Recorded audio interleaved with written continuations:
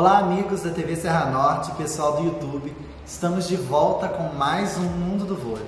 Pois é, a gente está repleto de novidades para vocês, várias notícias muito legais. E a gente vai falar de Superliga, Supercopa Feminina, a gente vai falar da final do Campeonato Carioca Feminino. Tem muita notícia sobre o voleibol brasileiro aí, então a gente não vai perder tempo e a gente vai direto falar sobre a terceira rodada da Superliga Masculina. E de cara, a gente teve um grande jogo entre o Sada Cruzeiro e o Maringá Vôlei.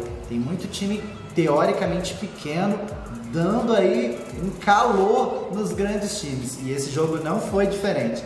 O Sada acabou vencendo por 3-7-2, mas foi ali, no limite. As parciais foram de 25-19, 21-25, 19-25, 25-18 e 15-10 no tie-break. O ponteiro Daniel Oliveira fez 21 pontos para o Maringá, mas que não foram suficientes para dar vitória ao seu time.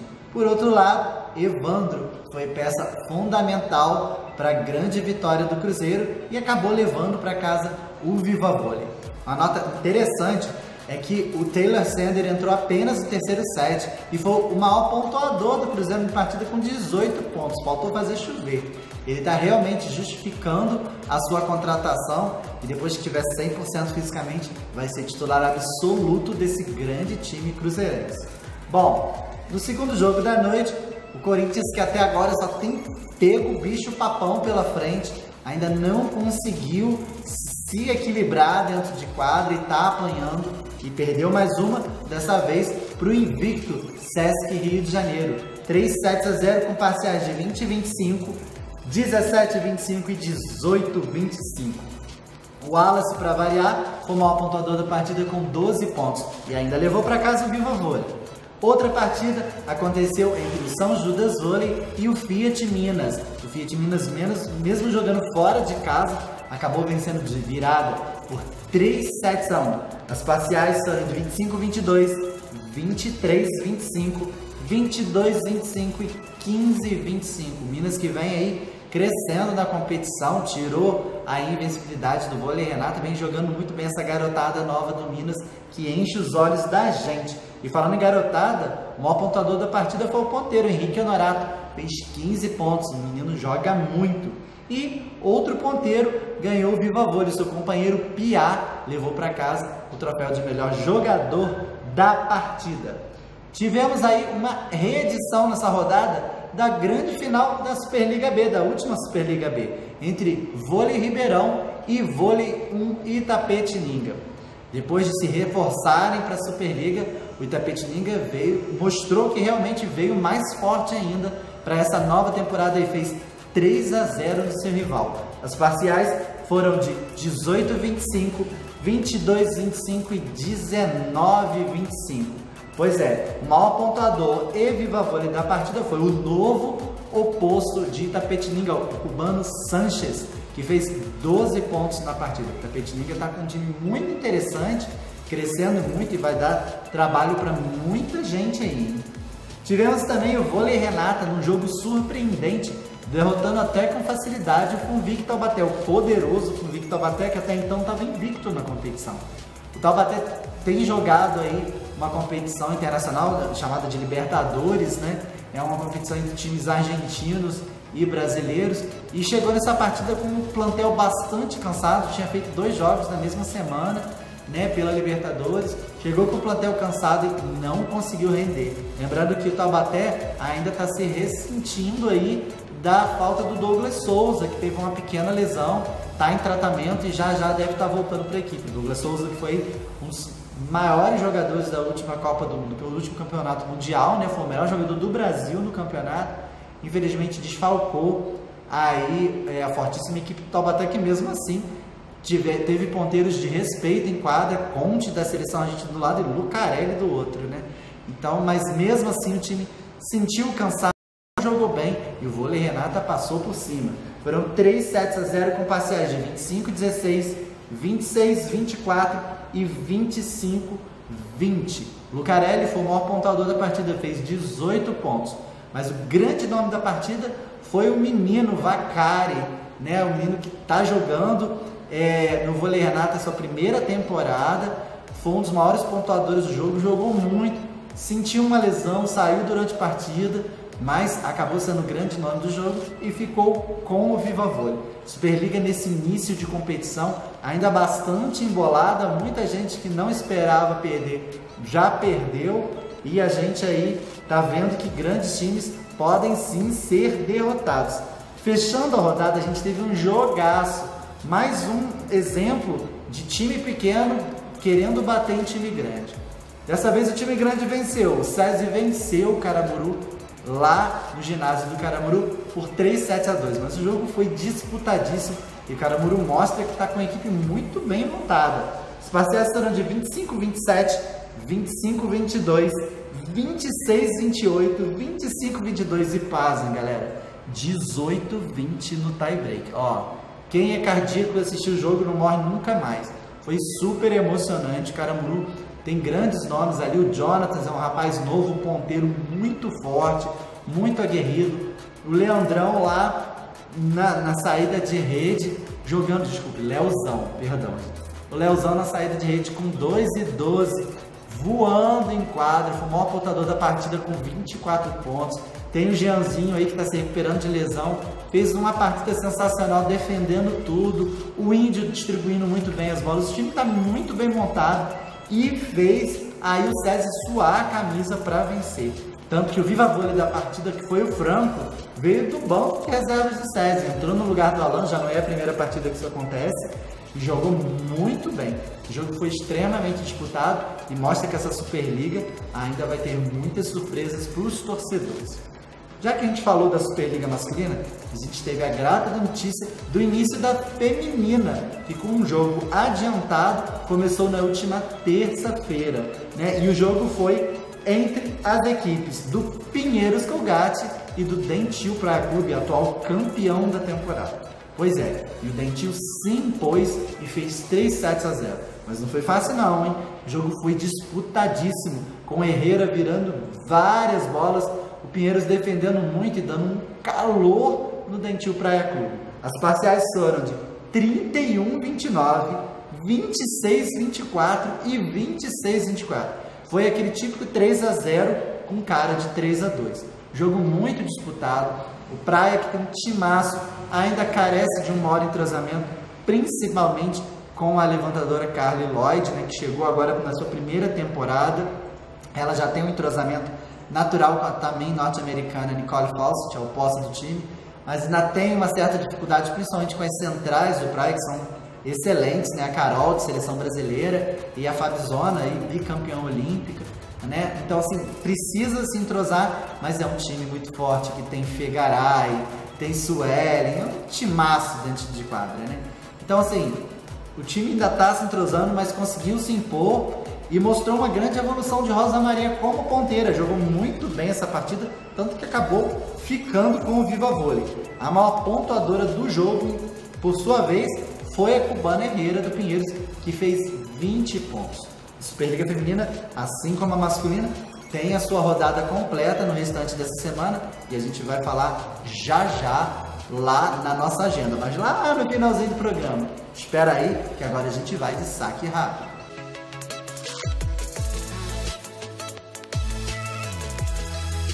Bom, e a gente começa o saque rápido de hoje com uma notícia internacional.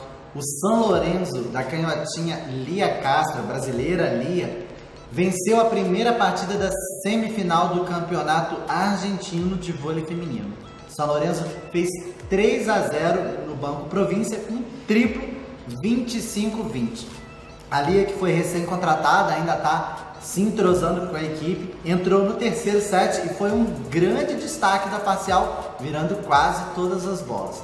Amanhã, o São Lourenço volta a enfrentar o Banco Província e, se vencer por qualquer placar, vai estar na grande final do campeonato. E o mundo do vôlei deseja aí uma boa sorte para a canhotinha brasileira Lia, ela continue brilhando muito lá na Argentina.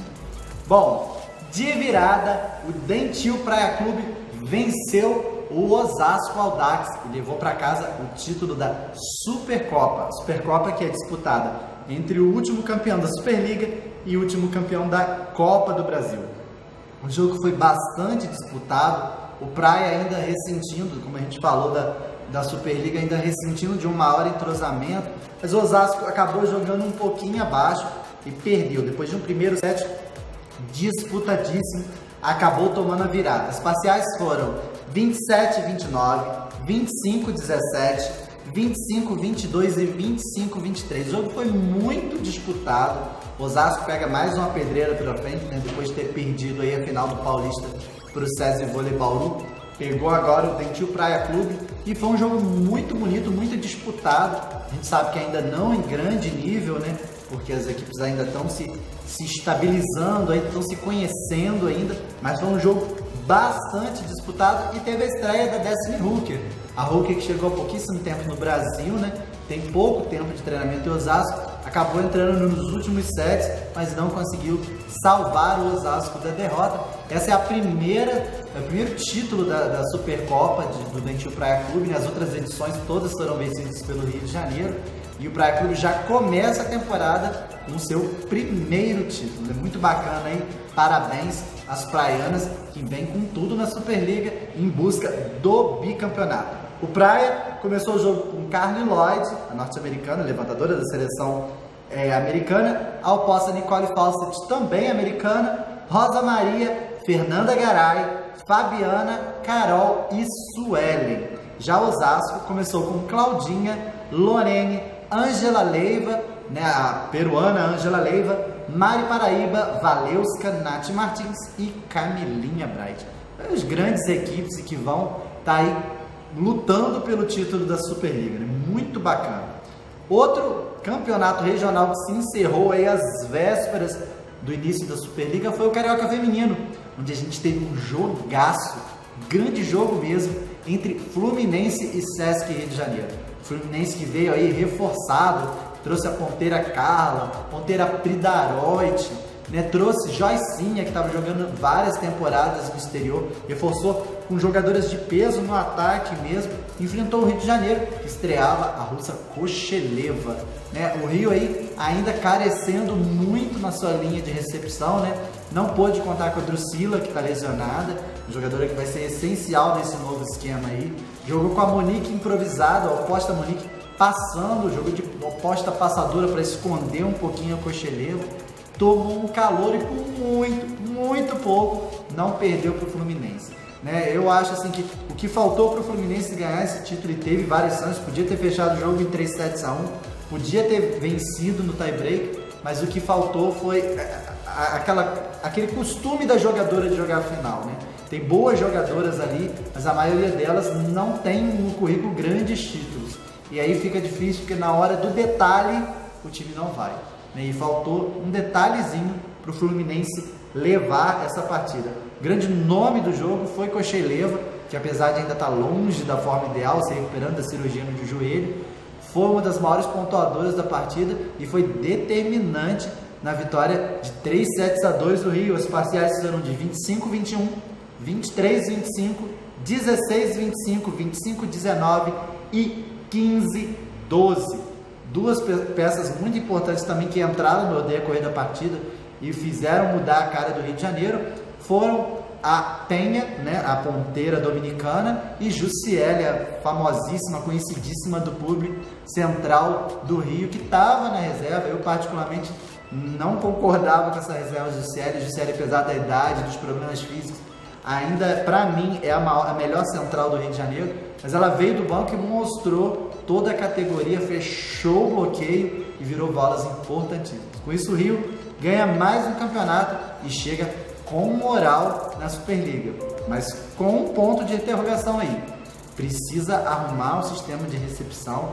A líbero Gabiru está fazendo sua primeira temporada efetiva como líbero, ainda deixa a desejar na recepção. A Kosheleva não é especialista na recepção. A Drusila, que está machucada, deve ser a titular, também não é uma exímia passadora. Isso prejudica. Não sei se ele vai sacrificar, o Bernardo vai sacrificar a Monique o campeonato inteiro jogando como oposta passadora. Eu não sei, ele tem que encontrar uma saída aí, porque esse talvez seja o grande calcanhar de Aquiles do Rio de Janeiro. E falando em calcanhar de Aquiles, uma notícia triste agora para a gente encerrar o saque rápido de hoje, galera. A gente sabe que a nossa querida Tandara está jogando o campeonato chinês esse ano, né? Um campeonato que vem crescendo, vem recebendo muito investimento. Tandara tem ido muito bem, só que essa semana ela sofreu uma grave entorse no tornozelo, né? Já fez um raio-x pra gente acalmar a galera, ela fez um raio-x, não houve nenhuma fratura. Os próximos dias agora ela vai estar fazendo ressonância para saber como estão os ligamentos, mas dificilmente não vai ter rompido nada, né? A entorse foi feia, ela saiu de quadra carregada, e aí o mundo do vôlei manda todas as bênçãos do mundo para Tandara, para que ela se recupere o mais rápido possível.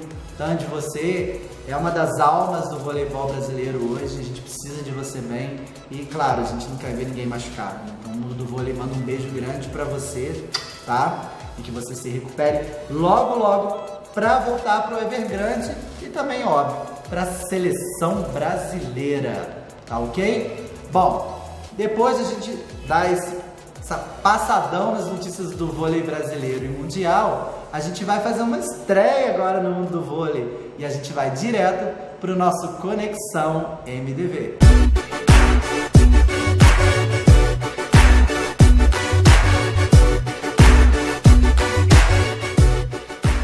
Então, eu recebi algumas perguntas essa semana, né? A gente deixou aqui no programa o endereço do nosso Twitter, né?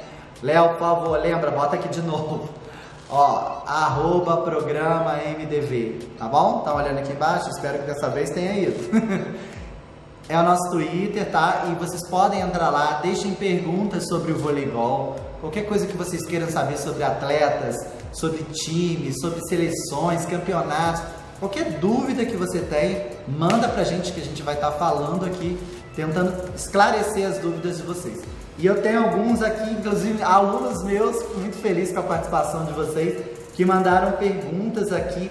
Eu vou começar com uma dúvida do Guilherme Grativol. Pois é, o Guilherme perguntou pra gente aqui, quantas vezes o Giba foi campeão mundial? Então, Guilherme, o Giba é tricampeão mundial, né? Foram 3 campeonatos, o Mundial de 2002, o de 2006 e o de 2010, onde o Giba pôde ali escrever o nome dele, né, no cenário mundial como um dos maiores ponteiros do voleibol mundial, né? O Giba que foi aí uma figura marcante, né? Grande atleta que deu grandes títulos ao Brasil, nos presenteou com esses 3 títulos. Então, respondendo a sua pergunta aí, Guilherme, 3 vezes, 2002, 2006 e 2010, que o Giba pode presentear a gente com esses 3 campeonatos maravilhosos. A gente tem uma outra pergunta aqui da Mayara Bonan, tá, Mayara? A Mayara está perguntando aqui quais são os sistemas do voleibol e como é que funcionam cada um deles. Então, normalmente a gente tem 3 sistemas, né? No voleibol indoor, a gente tem o 6-0, né? Que a gente sabe que no voleibol a gente tem 6 pessoas em quadra, né? São 6 posições. Hoje em dia se joga com 7, porque tem o livre, mas são 6 posições. E no 6-0 você não tem levantador. Todos rodam, não tem posições específicas. E aquele que estiver na rede vai efetuar o levantamento, né? Não existe um levantador, um atacante, um líbero, não existem posições definidas, né? Geralmente o 6-0 é utilizado assim no beabá do voleibol, quando a gente está começando a dar treino para as crianças, ensinando o início do voleibol, a gente utiliza o 6-0 para que todos possam jogar, ter vivência de todas as posições e porque ele é realmente mais fácil de se compreender. A gente tem o 4-2 e suas variações, o 4-2 onde a gente tem 2 levantadores em quadra, né? Geralmente eles jogam em oposição, em diagonal, sempre que um estiver na rede e outro está no fundo. E aí você tem o 4-2 simples, onde o levantador que estiver na rede vai sempre estar levantando as bolas, vai estar infiltrando e levantando. E o 4-2 com infiltração, que é o inverso, o levantador que está no fundo, que vai sempre entrar para levantar. Então, no 4-2 com infiltração, a gente vai ter sempre uma rede com 3 atacantes. Esse sistema foi muito usado por Cuba, principalmente no feminino, até pouquíssimo tempo, Cuba se utilizava do 4-2 com infiltração, né, que é uma evolução aí do 4-2 e que deu muitos prêmios para as cubanas aí, que jogaram até pouquíssimo tempo nesse sistema. E o sistema mais usado hoje em dia, né, no alto nível, que é o 5-1, onde a gente tem um levantador apenas em quadra. Nesse sistema você tem todas as posições muito bem definidas, os ponteiros, o oposto, o líbero e, claro, o levantador além dos centrais, né? Então a gente tem todas as posições e o levantador ele vai girando pela quadra, sempre fazendo a infiltração para que ele possa estar sempre recebendo a segunda bola e efetuando o levantamento. Para quem não conhece voleibol, é um sistema bem complexo, difícil da pessoa pegar, mas depois que você começa a ter uma certa conhecimento, você começa a jogar várias vezes, você acaba pegando com facilidade. Espero que eu tenha conseguido responder sua pergunta, Maiara. A gente vai para a última pergunta de hoje, que é a da Júlia Curti. A Júlia está perguntando justamente em cima do 5-1, ela pergunta como que funciona a inversão do 5-1. Muitas vezes a gente está assistindo jogos na televisão, né? E a gente vê o narrador falando, o treinador está entrando com a oposta reserva para a levantadora reserva, está fazendo a inversão do 5-1. O que seria isso? No sistema de jogo 5-1, como eu falei, você tem sempre um levantador apenas em quadra. E ele está sempre na diagonal do oposto, né? O atacante de força da equipe. E eles vão rodando nessa diagonal. A ideia da inversão do 5-1, Júlia, é que quando o levantador está na rede, ou seja, você só tem dois atacantes na rede, para você fortalecer o seu bloqueio e o seu ataque, você inverta o 5-1. Tire o levantador que está na rede e coloque o oposto reserva, e aí você tira o oposto titular que está no fundo e coloque um levantador reserva. Dessa forma, novamente você vai ter uma rede com 3 atacantes mais fortes. Então, a ideia da inversão do 5-1 é isso, você aumentar a estatura e a força, tanto do ataque quanto do bloqueio da sua rede. Espero que tenha respondido as perguntas de vocês. Tá? Se tiverem mais dúvidas, podem mandar. Quem tiver mais dúvida para mandar, pode perguntar à vontade.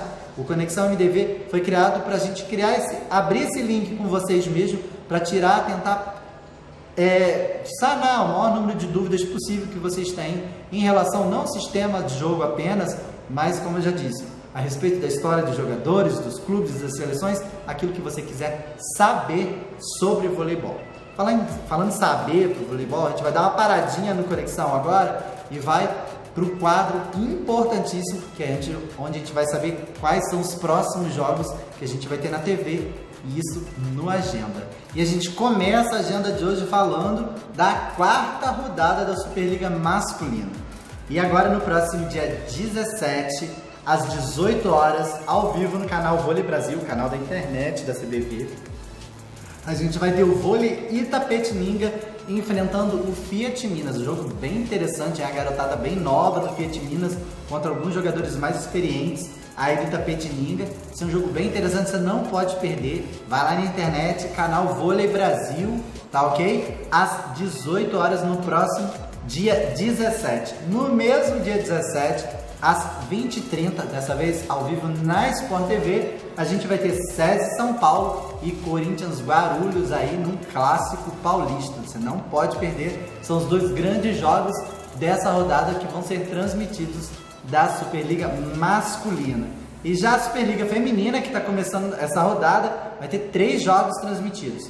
O primeiro, no dia 16, vulgo amanhã, né, às 19h30, a gente vai ter SESI Vôlei Bauru e Rinodê Barueri, um jogaço, hein? 2 equipes aí postulantes aos títulos, aí, pelo menos a ficar entre as 4 primeiras, provavelmente vão ficar. Vai ser um jogo aí muito disputado, ao vivo no Globoesporte.com, internet também, tá, galera? Não tem TV, não. No Globoesporte.com, 19h30, tá? SESI Vôlei Bauru versus Rinodê Barueri. Ainda amanhã, às 20 horas, ao vivo no canal Vôlei Brasil, vários jogos aí sendo transmitidos pela internet. São Cristóvão, São Caetano versus Osasco Audax. Outro duelo aí entre paulistas bem acirrado aí, né? O São Caetano aí que tá se renovando, né? Trazendo uma garotada nova, trouxe 2 jogadoras da seleção colombiana, aí o Rizola chegou para renovar a equipe. Grande técnico, tive o prazer de conhecer o Rizola pessoalmente, uma figura humana maravilhosa e super profissional, enfrentando aí as poderosas jogadoras do Osasco Audax. Fechando a rodada, às 21h30, também amanhã, a gente tem Sesc Rio de Janeiro versus Curitiba Vôlei. O multicampeão carioca vai enfrentar aí o novato Curitiba Vôlei, que acabou de sair da Superliga B. Então, às 21h30 na Sport TV. Não percam, galera, vários jogos aí para vocês ficarem ligadinhos e que a gente vai estar falando na semana que vem. Então, eu espero vocês, mandem mensagens aí para o nosso Conexão MDV, para a gente tirar as dúvidas de vocês. E a gente está junto semana que vem, mais uma vez. Um beijo grande e até lá.